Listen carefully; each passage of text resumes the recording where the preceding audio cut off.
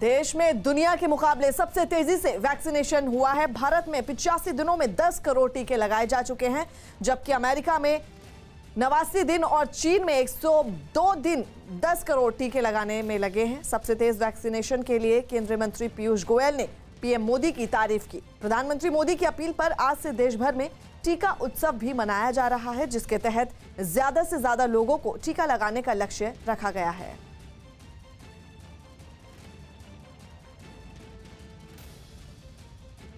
Vaccine पर हो रही सियासत के लिए जेपी नड्डा ने कांग्रेस को जिम्मेदार ठहराया। न्यूज 18 से बातचीत में नड्डा ने कांग्रेस पर गैर जिम्मेदार बर्ताव का आरोप लगाया। जेपी नड्डा जी, आप भारतीय जनता पार्टी के अध्यक्ष होने से पहले केंद्र सरकार में पूर्व हेल्थ मिनिस्टर भी थे। मैं आपसे एक सवाल पूछना चाहता हूं, वैक्सीन को लेकर जो पॉलिटिक्स हो रही है उस पर आप क्या कहना चाहते हैं? मैं दिल से आपसे ये सवाल पूछना चाहता हूं क्योंकि लगातार आरोप लग रहे हैं कि वैक्सीन की कमी है। राहुल गांधी ने तो बोला कि हम अपने लोगों को वैक्सीन नहीं दे रहे, विदेशों में वैक्सीन भेज रहे हैं। What you have to say as a former health minister? First of all, Congress has the role of Congress in whole pandemic has been an irresponsible opposition. किस लिए ऐसा? मैं इसलिए कह रहा हूं, जब लॉकडाउन लगा तो क्या तमाशा है, क्या जरूरत थी लॉकडाउन की? फिर कहा कि लॉकडाउन हटता क्यों नहीं है? जब पार्शियल हटाया तो पार्शियल क्यों हटाया? जब लॉकडाउन पूरा हटा दिया तो पूरा क्यों हटाया? ये कांग्रेस ऑन रिकॉर्ड है।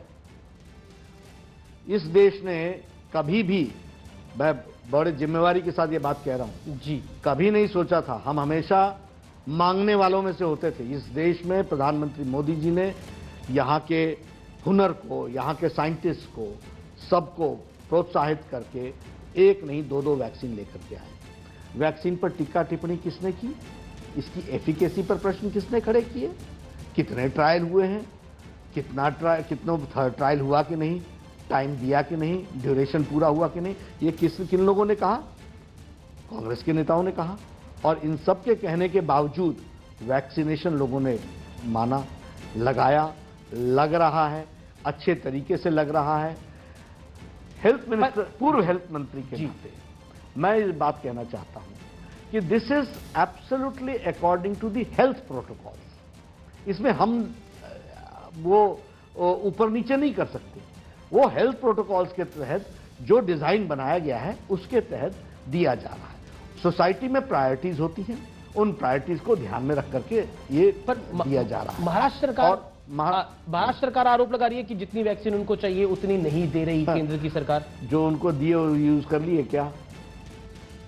महाराष्ट्र में तेजी से बढ़ते कोरोना पर काबू पाने के लिए आज लॉकडाउन पर फैसला लिया जा सकता है। मुख्यमंत्री उद्धव ठाकरे ने सभी दलों की कल बैठक बुलाई थी, जिसमें उन्होंने लॉकडाउन लगाने के संकेत दिए थे। हालांकि उद्धव ठाकरे ने आज होने वाली टास्क फोर्स की बैठक में अंतिम फैसला लेने की बात कही है। बैठक में महाराष्ट्र के पूर्व मुख्यमंत्री देवेंद्र फडणवीस ने लोगों की मदद के लिए योजना बनाने की सलाह दी।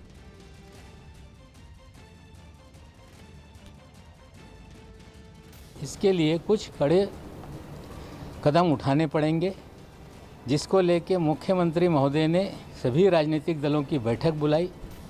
जो भी आज परिस्थिति कोविड की है पूरे राज्य में, उससे सभी दलों को अवगत कराने का काम किया। लॉकडाउन को लेकर के किस तरीके की सहमति व्यक्त की गई? क्योंकि हेल्थ सचिव ने कहा कि 14 दिन का लॉकडाउन कंपलसरी है अगर स्ट्रेन को तोड़ना है, और उसको लेकर के मीटिंग में किस तरीके का फैसला? लोगों का जीवित तो महत्वपूर्ण है ही, तो हम लोग विपक्ष के नेता करके, विपक्ष पार्टी करके सहयोग का भूमिका ही वहाँ रखिए, लेकिन यह लॉकडाउन करते हुए कॉम्प्रिहेंसिव प्लान बना लीजिए। यह देवेंद्र जी ने सूचना रखी, जो व्यापारी, व्यावसायिक उद्योजक का हित रखे और जो कामगार कष्टकरी लोगों का हित रखे, ऐसे एक सुवर्ण मध्य बिंदु निकालने की मांग हम लोग ने रखी है। महाराष्ट्र में कोरोना के मामलों की संख्या बढ़कर 33 लाख के पार हो गई है। महाराष्ट्र में पिछले 24 घंटे में 53,411 नए मामले सामने आए, जिसके बाद वहां कोरोना केस की संख्या 33,43,951 के आंकड़े पर पहुंच गई। आपको बता दें, अकेले मुंबई में 24 घंटे में 9,330 नए मामले सामने आए, जबकि 28 लोगों की मौत हुई। पश्चिम बंगाल के कूच बिहार में हिंसा के बाद चुनाव आयोग एक्शन में है। चुनाव आयोग ने अगले 3 दिनों तक किसी भी राजनीतिक दल के नेताओं को कूच बिहार जाने पर रोक लगा दी है। वहीं चुनाव आयोग ने 5वें चरण के चुनाव के लिए 48 घंटे की जगह 72 घंटे पहले ही चुनाव प्रचार खत्म करने का आदेश जारी किया है। कूच बिहार हिंसा में कल 4 लोगों की मौत हो गई थी, जिसके बाद चुनाव आयोग ने कई कड़े फैसले लिए हैं। बंगाल में चौथे चरण की वोटिंग में जिस तरह से हिंसा की खबरें अलग अलग जिलों से आई हैं, वो अपने आप में साबित कर रही हैं कि बंगाल में कानून व्यवस्था कितनी चरमराई हुई है। बंगाल की इसी खस्ताहाल कानून व्यवस्था ने बीजेपी को बंगाल के सियासी गदर में मुखर होने का मौका दे दिया है।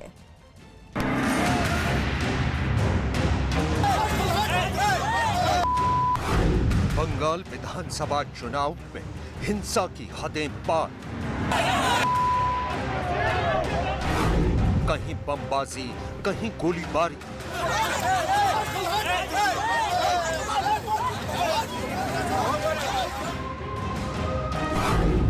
फिर सवालों में बंगाल की कानून व्यवस्था।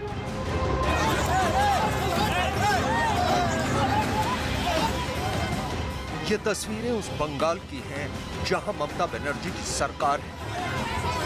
ये तस्वीरें उस बंगाल की हैं जहां मां माटी मानुष का सरकार नारा देती है। ये तस्वीरें उस बंगाल की हैं जहां शासन अनुशासन के बड़े बड़े दावे करता है। हुगली, बीरभूम, कूच बिहार और हावड़ा से आई ये तस्वीरें उस बंगाल की हैं जहां कई जगहों पर चौथे चरण के मतदान में या तो हिंसा भड़काने की कोशिश की गई या फिर सियासी दलों के बीच जमकर मारपीट हुई। यही वजह है कि पश्चिम बंगाल के कृष्णानगर में भी जनसभा को संबोधित करते हुए पीएम मोदी ने ममता बनर्जी की सरकार को आड़े हाथ लिया। आदरणीय दीदी, याद रखिए, आदरणीय दीदी याद रखिए, ये 2021 का बंगाल है। अब आपको लोकतंत्र से खिलवाड़ नहीं करने दिया जाएगा।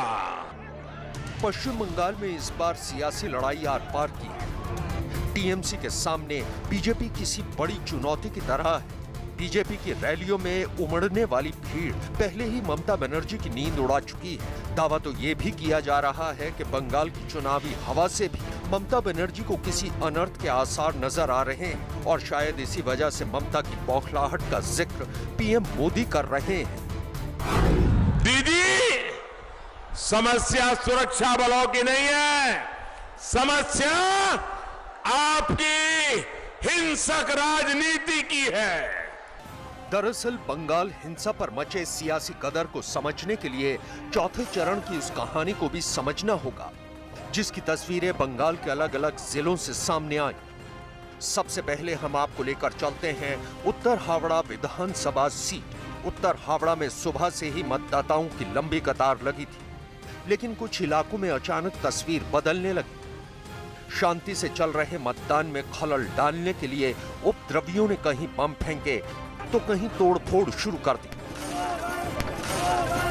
बीजेपी का आरोप है ये सब कुछ टीएमसी के इशारे पर किया गया, क्योंकि टीएमसी को लगने लगा है कि उत्तर हावड़ा में भी उसकी जमीन खिसकने वाली है। इस वक्त मैं मौजूद हूं उत्तर हावड़ा विधानसभा के एसी मार्केट में और यहां पर आरोप है बीजेपी कार्यकर्ताओं को कि यहां पर बम फेंके गए हैं टीएमसी कार्यकर्ताओं के द्वारा। और यहां पर ये जो स्पॉट आप देख पा रहे हैं, ये जो स्पॉट है, ये स्पॉट जो है, ये जो देख पा रहे हैं, यहां पर यहीं पर बम फेंका गया है। अब क्या हुआ, किसने आपको जानकारी दी कि यहाँ पर 3 बम फेंके गए हैं? देखिए, आज सुबह 4:30 बजे से इस क्षेत्र में लोगों को डराने के लिए बम्बिंग किया जा रहा है। ये डबसन रोड में इसके बगल वाले मकान पे श्री कुंज के पास किया गया, उसके बाद शैलो कुमार मुखर्जी रोड में हुआ, हरदत्त राय चमरिया रोड में हुआ, भैरव दत्ता लेन में हुआ और उसके बाद विभिन्न जगह सुखी संसार में केंजी। इस बारे में शिकायत कर दी लोकल एडमिनिस्ट्रेशन? मैंने लगातार शिकायत किया, लेकिन मुझे ऐसा लग रहा है कि पश्चिम बंगाल की पुलिस पूर्ण रूप से तृणमूल कांग्रेस के कार्यकर्ता के रूप में काम कर रही है और वो चाहती नहीं है कि यहाँ निष्पक्ष चुनाव हो। इसी बीच झड़प की एक तस्वीर गुलमोहर मैदान से भी आई। यहाँ बीजेपी उम्मीदवार उमेश राय के साथ उस वक्त हाथापाई शुरू हो गई जब वो वार्ड नंबर 14 का मुआयना करने पहुंचे। आरोप है कि पूर्व पार्षद लखी साहनी और उनके पति संतोष साहनी को उमेश राय का वहां पहुंचना नागवार गुजरा और उन्होंने उमेश राय के साथ हाथापाई शुरू कर दी। इस दौरान दोनों पक्षों की तरफ से काफी देर तक झड़प होती रही। हालांकि पुलिस ने मौके पर पहुंचकर जैसे तैसे मामले को शांत कराया। उमेश राय जो है उस हमले के बाद पूरे इलाके में घूम रहे हैं। जितने भी बूथ हैं अपनी गाड़ी छोड़ने के बाद वो इस तरीके से ये घूम रहे हैं। आप देख सकते हैं यहाँ पर अपने कार्यकर्ताओं के साथ आप लगातार पूरे इलाके में घूम रहे हैं। और उमेश राय ने यह भी आरोप लगाया था कि आज सुबह में टीएमसी कार्यकर्ताओं ने बीती रात भी कई जगहों पे बमबाजी की और जिसका शिकायत उन्होंने चुनाव आयोग में किया है, लोकल पुलिस में किया है। और लगातार इस हमले के बाद उमेश राय जो है वो आगे बढ़ते हुए और हमला हुआ था। क्या कुछ हुआ था, कैसे, क्यों आपकी गाड़ी वहां पर रुकी, जरा बताइए। मुझे सूचना मिली कि गोलमोहर में आसपास के जो लोग हैं उनके मकानों में थ्रेट किया जा रहा है कि आप वोट देने मत जाइए। उसके बावजूद भी जो लोग उतर के मतदान केंद्र तक जा रहे थे, रास्ते में कुछ बाहरी महिलाओं को लेकर वहां के स्थानीय पूर्व पार्षद लोगों को धमका रही थी कि आप वोट देने मत जाओ, आपका वोट हो गया, वोट दोगे तो मार के सर फाड़ देंगे। उधर उत्तर हावड़ा में झलक के अलावा फर्जी वोटिंग की भी खबरें आई, जिसके बाद बीजेपी उम्मीदवार की शिकायत पर जब कार्रवाई की गई तो एक शख्स को धर दबोचा गया। आरोप है कि ये शख्स कई लोगों के फर्जी वोट डाल चुका था। हावड़ा उत्तर से ये इस फर्जी वोटर को पकड़ा गया है जो कि बूथ के अंदर मौजूद था। जो कैंडिडेट हैं यहाँ के, उन्होंने जाके पुलिस को शिकायत की, जिसके बाद पुलिस ने कार्रवाई करते हुए उसे गिरफ्तार किया है। उनको पता लगा कि यहाँ के कई मतदान केंद्रों में बाहरी लोग जिनके पास यहाँ का न पर्ची है न मतदान पत्र है, वो लोग आकर मैनेज करके यहाँ पे प्रिसाइडिंग ऑफिसर से और तृणमूल के लोगों से वो अपना वोट कर रहे थे। हम लोग जब यहाँ आए हैं तो हम लोग के सामने ही एक व्यक्ति पकड़ा गया है जो दोबारा वोट कर रहा था। बंगाल के सियासी गदर के बीच हुगली से भी कुछ चौंकाने वाली तस्वीरें आई। यहाँ बीजेपी उम्मीदवार लॉकेट चटर्जी पर जानलेवा हमला किया गया। पूरा माहौल था। दीदी जब लॉकेट दी जब वहाँ पे गई या बूथ गई, पहले बूथ से जब घूम के आ रहे थे गो बैक स्लोगन दे रहा था। उसके बाद दीदी जब निकल रही थी तब दीदी की गाड़ी पहले टॉर्चर किया। उसके बाद हम लोग का गाड़ी था, हम लोग का गाड़ी के ऊपर पूरा तोड़ ताड़ ईट फीट लेकर पूरा ऊपर चढ़ाव हो गया। मार देगा ये सब पूरा उन लोग का इंतजाम था, हम लोगों को मार देगा ये सब। इतनी मोटी ईंट है, देखिए इतनी मोटी ईंट है जिससे ये हमला किया गया। खुदा ना खासा अगर किसी के सर पे लगती तो बहुत बड़ा नुकसान होता। अब भैया कैसे तुमने बचाया, जरा तुम बताओ। आज न्यूज़ 18 इंडिया के कैमरे पर अपना जान को दाव में लगा के बचाते हैं रिपोर्टर कैमरामैन के लिए। अगर मेरे को कुछ हो जाता तो क्या कौन चलाएगा गाड़ी? यहाँ से कलकत्ता 200-150 किलोमीटर दूर है, वहाँ से कौन आएगा? जब तक आदमी मर जाएगा तब आएगा। और ये इस तरीके का ये पूरा माहौल था। लोगों ने भारी तादाद में घेरा, पत्थर से हमला किया। ये तस्वीरें उस वक्त की हैं जब लॉकेट चटर्जी बूथ कैप्चरिंग की शिकायत मिलने के बाद मतदान केंद्र पहुंची थी। इस पूरे वाक्य का गवाह न्यूज़ 18 भी बना। जज्बा है नेटवर्क 18 का। हम बता दें गाड़ी टूटी है तब भी इनको चोट लगी है, बावजूद इसके हम लॉकेट के इस कैवलकेड का पीछा कर रहे हैं। हमें इनकी तारीफ करनी होगी। पारादीप भाई हैं हुगली और ये कोलकाता का रीजन, ये देखते हैं और बावजूद इसके देख रहे हैं। अभी कहाँ गई है दीदी? चलिए आइए दीदी, आगे लॉकेट जी अभी आगे बूथ पे घूम रहा है। हाँ। आगे जो बूथ है उधर गया है। हाँ। वो बूथ भी हम लोग दिखाएंगे आपको। हाँ। जो आगे जो हुआ है, जो इस तरह वहाँ जो वहाँ का जो बूथ है 66 नंबर बूथ, वो बूथ में जब वो घुसा तो वो लॉकेट जी को जो दावा है, जो लॉकेट जी ने एक आदमी को हाथों हाथ नंगा हाथ उसको पकड़ लिया, वो छप्पा दे रहा था, फर्जी वोट डाल रहा था। अभी हमारे दादा अभी हमारे कैमरे के सामने उन्होंने शिकायत की है और उनको ना इलेक्शन एजेंसी ने आश्वासन दिया है कि ये कार्रवाई होगी। देखिए लॉकेट जी वो उधर से जब बाहर आया तभी लॉकेट जी बोला जो इधर वो रिपोल चाहेंगे। चुचुड़ा असेंबली के 66 नंबर बूथ का जो पोलिंग हो रहा है वो रिपोल के मांग कर रहा है इधर का बीजेपी उम्मीदवार लॉकेट जी। और इस दौरान सैकड़ों लोगों की भीड़ ने उनके काफिले का रास्ता रोक लिया। इस दौरान सुरक्षा बल ने लोगों को लाख रोकने की कोशिश की, बावजूद इसके हिंसक भीड़ ने लॉकेट चटर्जी की गाड़ी के शीशे को तोड़ दिया। लॉकेट चटर्जी का आरोप है कि ये सब कुछ बंगाल पुलिस की मौजूदगी में हुआ। इधर का पुलिस कोई काम नहीं किया, पूरा सब जगह में पुलिस को मालूम था ये बूथ में रिगिंग होने वाला है। ये यहाँ का पुलिस जो स्टेट पुलिस है वहाँ पे खड़े हुए थे, 100 मीटर के अंदर में खड़े हुए थे, कुछ भी नहीं किया। हुगली में लॉकेट चटर्जी पर हुए इस हमले का वीडियो बीजेपी प्रवक्ता संबित पात्रा ने अपने ट्विटर हैंडल पर शेयर किया है। संबित ने वीडियो शेयर करते हुए लिखा है कि टीएमसी की बौखलाहट और हार का डर साफ दिखाई देने लगा है। पश्चिम बंगाल हुगली में टीएमसी गुंडों द्वारा बूथ कैप्चरिंग का विरोध करने पर बीजेपी प्रत्याशी श्रीमती लॉकेट चटर्जी पर जानलेवा हमला किया है। टीएमसी की बौखलाहट और हार का डर साफ नजर आ रहा है। बंगाल के सियासी पोस्टर की ये वो तस्वीरें हैं जो अपने आप में साबित करती हैं कि बंगाल की ये राजनीतिक जंग अब आम चुनाव न होकर उस गदर में तब्दील हो चुकी है जहां सत्ता बचाने की खातिर हर दाव पेंच और हर हथकंडे का इस्तेमाल किया जा रहा है।